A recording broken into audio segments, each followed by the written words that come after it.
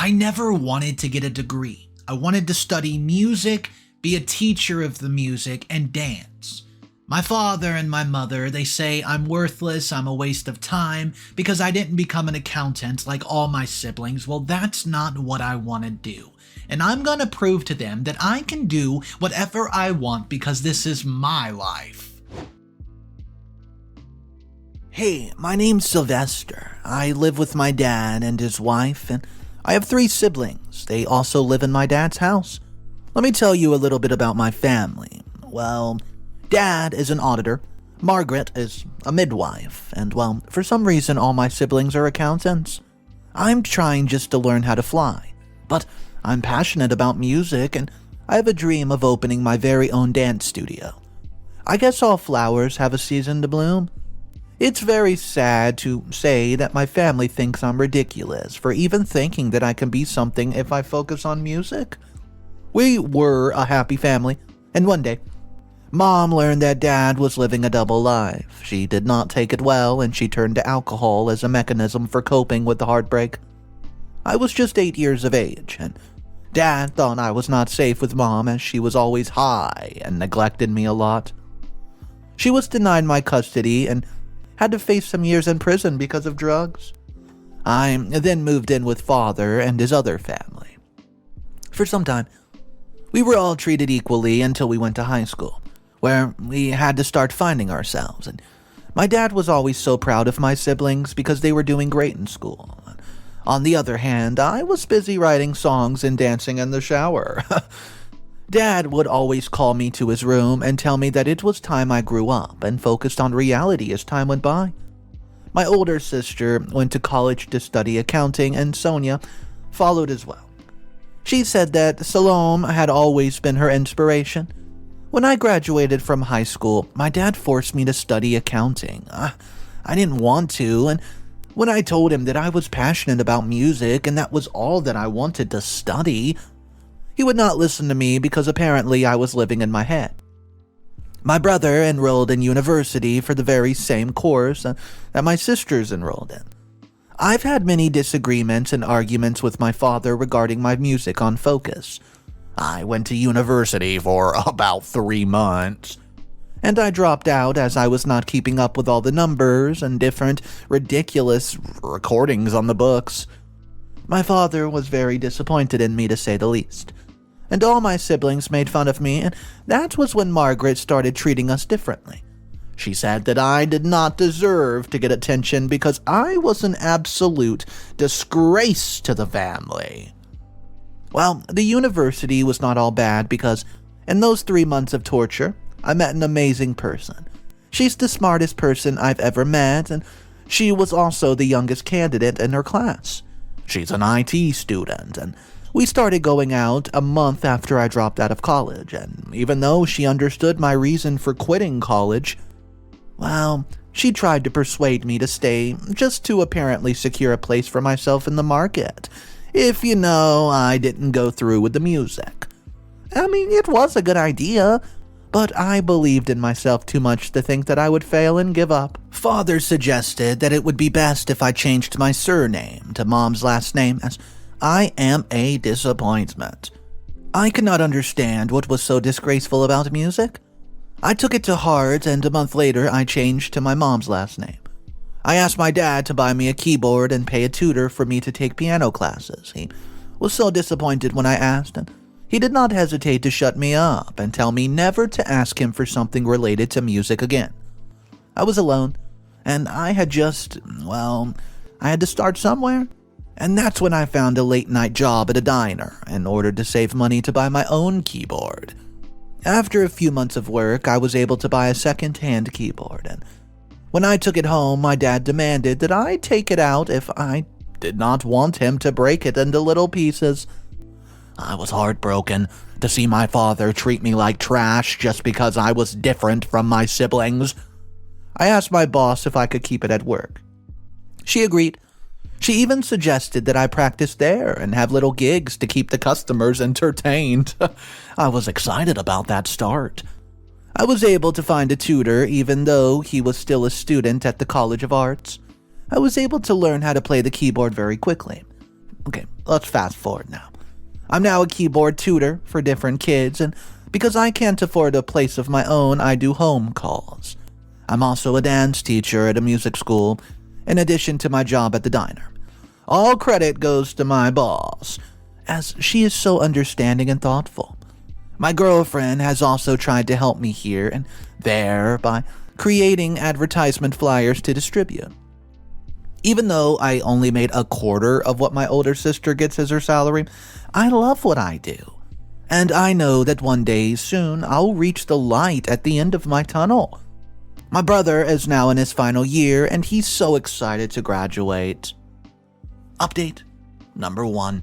It's been a year since my last post, and well, I'm trying to process all the name calling that's happened at my brother's graduation. So, my brother graduated last month, and Dad and Margaret planned a wedding-like party to celebrate his success. Well, I was genuinely happy for my brother because it meant that, well, he was finally an adult and was about to start working and become the best version of himself. I asked my dad if I could be the DJ for the night, and he refused without even considering it. He said he did not want his last child's party to be ruined by an amateur. I withdrew my request and decided to mind my own business, as I knew that if I continued asking, he would have ended up saying more offensive things. I wanted to give Simon something nice as a gift, but I was not exactly in a good financial spot, as I have been trying to save up to get a place for my students. So, I worked hard on a song dedicated to him to congratulate him on passing another life test. Margaret loves spoiling her children, so she made sure to invite as many people as she could. The house was looking good. The last time it looked this good was at Sonia's graduation party. People started coming, and the house was getting filled with guests. There was chatter everywhere, and cameras flashed now and then. Simon's colleagues joined him at home to celebrate together, and there was services booked for everything: catering, decor, music, you name it. The party was going great, and I invited Prosper to join, and she came with a few friends of hers. She has so many friends because she is accommodating to everyone. The party started, and everyone was having fun dancing and eating. I was invisible, as I was in my little corner to avoid drawing attention to myself. After everyone had given their gifts, I walked up to give him mine. I connected my keyboard and asked for a mic from the DJ, and I performed the song, and everybody listened intently as they smiled. After I ended the song, Margaret shouted, "And that's why you don't quit school, kids, to avoid sounding like a hungry sloth." Everyone laughed and they took videos. I packed up my keyboard and ran to my room. Prospero followed me there to comfort me, but I unintentionally pushed her away. I felt stupid for even doing something nice for my family because they would never appreciate me or my work. I stayed in my room for the rest of the party, and the following day I was trending on social media, and people made fun of me in the comments just like Margaret. They called me illiterate, said offensive things like, "I'd rather put my head in the trash than listen to this crap." I've never been hurt. The worst part is that my brother did not even bother to tell me that he loved it or something because I've written it for him. The following day, I went back to work, and as much as the dinner was filled, it was filled by young people who came to make fun of me. So my boss gave me a few days to hide from the world's cruelty. I focused more on the house task, just to avoid being stuck in bed and feeding on my own shame. And a week later, everyone was back to their boring lives, or maybe they had found a new trend. I couldn't really tell, but I knew that I was no longer the talk of our town. I went back to the dinner and, continued working as usual at the diner. I know you're wondering if I cleared things with my girlfriend, and I did. I had to go see her to apologize for the way that I treated her. I will drop an update soon. Update number 2. Hey guys, I know it's been a while since my last update, about 8 months. I'm going through a lot, and I don't know what to do. What would you do if you were me? Alright, so here it goes. Like I said in my previous update, I've been saving up to rent a place for my dance classes with my students. Yeah, I had a wonderful space that was spacious enough to have both piano classes and dance classes as well. The leaser agreed to rent it to me at a much lower price. I bought a few things from my studio and informed my clients about our new class location. Everything was going well until last month. My leaser came to inform me that I only had a day to evacuate. Well, I asked why he was chasing me off, and he told me that he found a tenant with a better offer, and I was sad because I was starting to make enough cash to save for my big dream. And because of the inconvenience caused by that, I lost my clients. They said that I was not reliable as I don't even have a studio of my own. Well, a few days after leaving the place, I noticed that it's been turned into a hair studio and was owned by Margaret. Anger immediately overshadowed me. Why would my stepmother be doing this to me? She has no idea how much I'm trying to make my dreams come true from scratch. Both Dad and she decided to stay away from everything that had to do with my career. And I had to start from scratch on my own. And so I went to confront Margaret as to why she decided to pay off my leaser to give her my space. Sylvester, no one wants to do business with an illiterate person. You need to have proof that you can be trusted and that you can be responsible with your life. We've given you an opportunity to go to school to avoid this kind of struggle. And you wasted effort and money of ours. That's what Margaret said to me as she smiled. I wanted to throw a fist at her stupid face. I had no choice but to go back to house calls. Prosper has been spending quite a lot of time at our house with Margaret, and she says that she's helping Margaret advertise for the studio. She has also started being distant, and it's hurting me because she's my best and only friend. I do understand, though. When she says that she's become very busy with school and the work that Margaret gives her is a lot. I've not seen any ads out there, though. I hope it's nothing more than just business because Margaret can be very, very tough. Last night when we had dinner, Salam suggested that I no longer have dinner with everyone because she apparently feels like she's sitting at the same table with a homeless person, just because I don't have the same college degree as everybody else. Can you believe that the kind of people I have to deal with every single day are my own family? What is so unique about a freaking stupid paper? The disappointing part is that Dad and Margaret agreed. Well, you know what?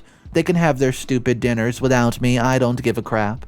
I want to move out of this dumb house, but I'm planning on renting out another space. I knew it was never going to come easy, and I'm not giving up now. I'm starting to grow more fond of dancing than playing instruments. At the moment, I'm trying to do both as I'm raising a lot of money. Update number 3.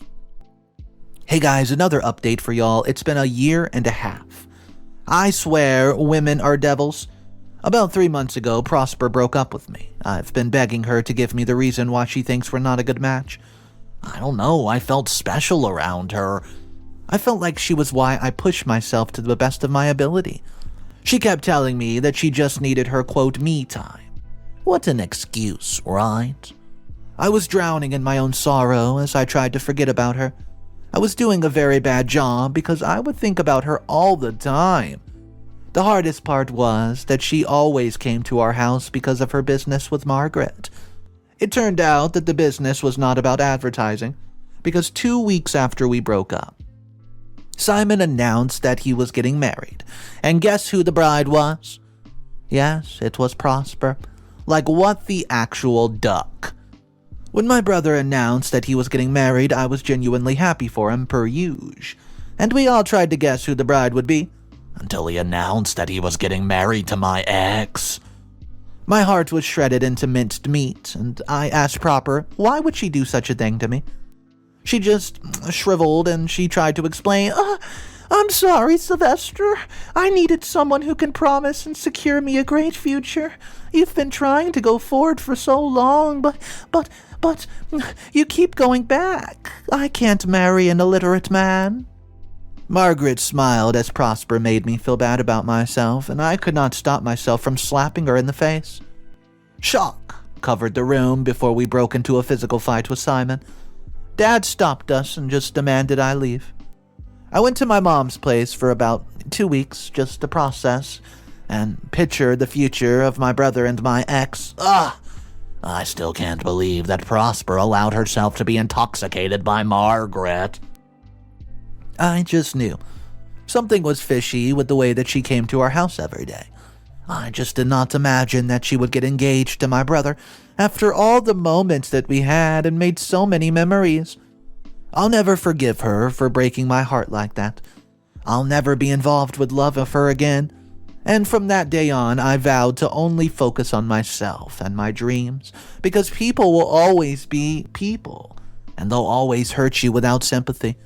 She wasted so much of my time and effort, so why the hell Would she even accept his proposal? Does she even love him? I have so many questions, but I'll keep them to myself. Update number 4, 6 months later. I don't know if I'll ever get over Prosper. Simon and Prosper just got married a few days ago, and yes, my heart is bleeding. Everyone at home was so busy preparing for the wedding, and everybody was contributing what they had. Our distant relatives came to help out as well, and for the first time, I was not happy with Simon. Even though he was never happy with me because of his mother, I was always happy and proud of him because he was my brother. We were supposed to have each other's backs, but instead, he stabbed mine really badly. My father demanded that I contribute money for my brother's wedding. How disrespectful can he be? I would have given him all my savings if it were anyone else, but not Prosper.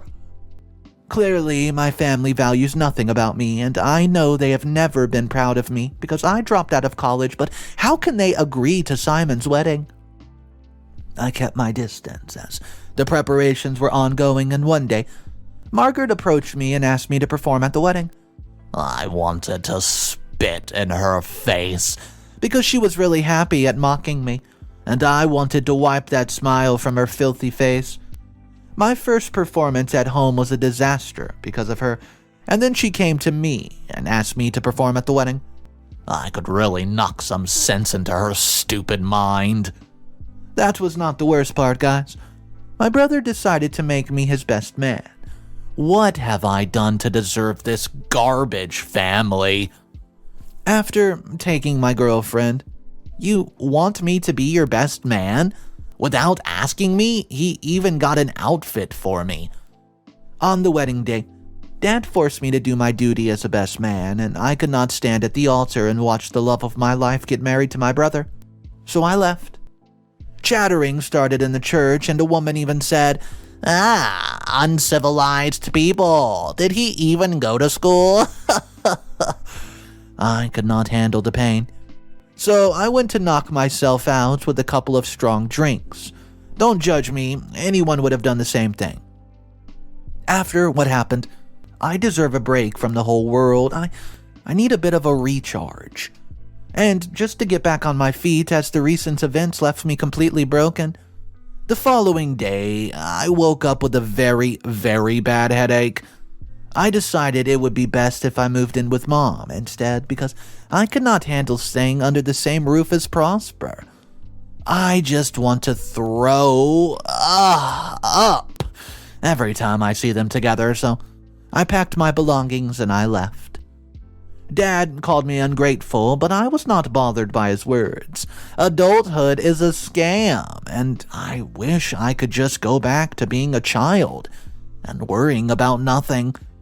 Even though my childhood was ruined by my mom's drug abuse, I did not have to worry about a lot of things.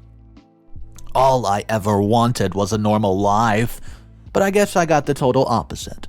But I need to take a grip, pause, and recharge. I have dreams to fulfill. I'll show them what I'm really capable of. I'm all I need to be, what I dream of being, and I'll show them that not everything is about qualifications printed on a stupid paper. Update number 5. This will be my final update. I just came back to tell you guys it's been 2 years. Life has a funny way of giving back to the broken. So, it turns out the night I knocked myself out with alcohol, I ended up competing with someone in the club. I don't remember dancing at all. He called me a few weeks later and asked if I wanted to work on a big dance competition with him.